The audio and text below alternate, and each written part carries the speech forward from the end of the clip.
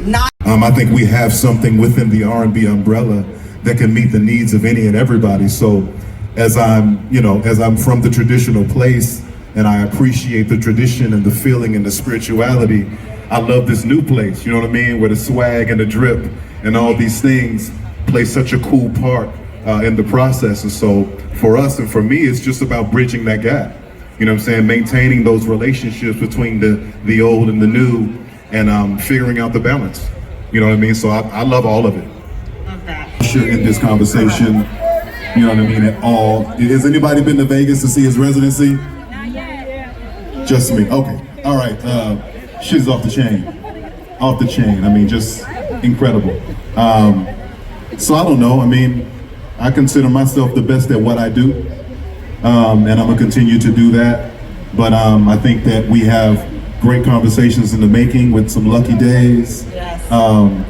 You know, and I love my brother Jacquees, E. The king of R&B. That's the right answer. Don't play with him, please. Don't play with Jacquees. What about you? Who you think the king of R&B?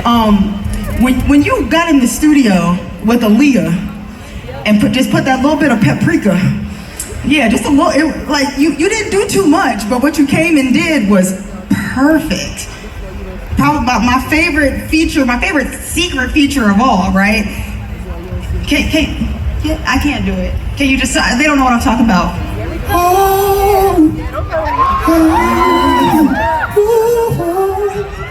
That one, that's the one. Thank you. In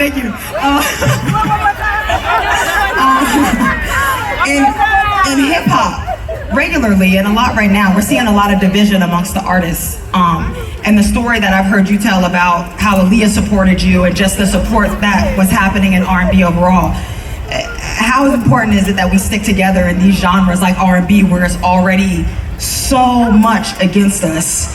And how can we do more of that? How can these younger artists do more of what you were doing with Aaliyah and giving each other support so we don't have all this Twitter beef? Yeah, Twitter beef. X, whatever they want to call it. That's a great conversation because I think that sometimes as artists you get caught into the whole viral thing, and so now just a conversation about you and on any platform is considered a commodity. You're doing well. They're talking about you on the Breakfast Club. They're talking about you on the Shade Room. They're talking about you. So a lot of times artists will get into these weird moments and these back and forths because they understand that going viral, you know, it raises the price a little bit. And we lose sight of kind of what the end goal is, and that's to get to the music, right? And so as we've learned from hip hop, where they've done tours with 10 hip hop acts all on one stage, you know what I'm saying? Like R&B artists don't, one thing we don't do, we don't share weed, right? It's like, this is the thing, right?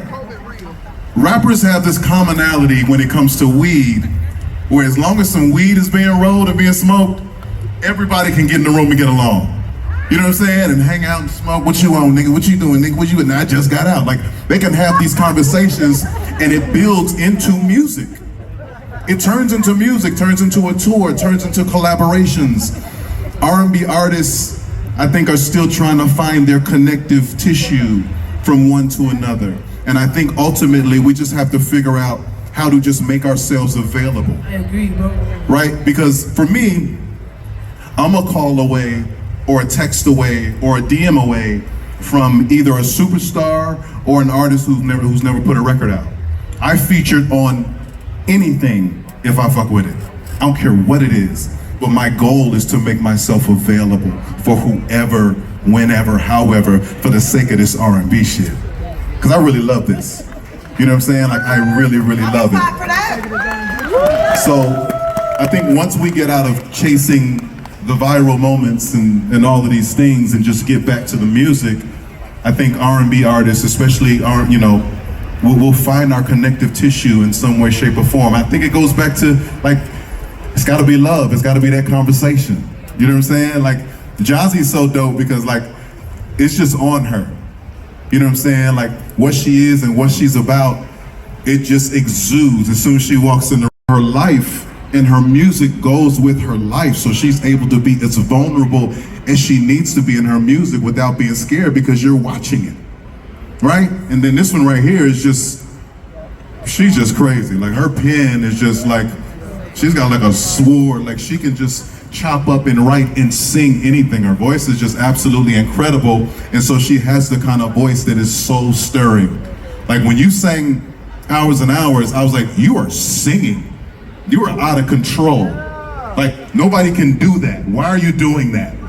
And it was received by what we consider Gen Z, who's not supposed to understand this shit. They got it immediately.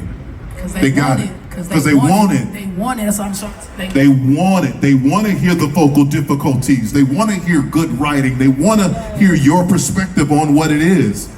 So I think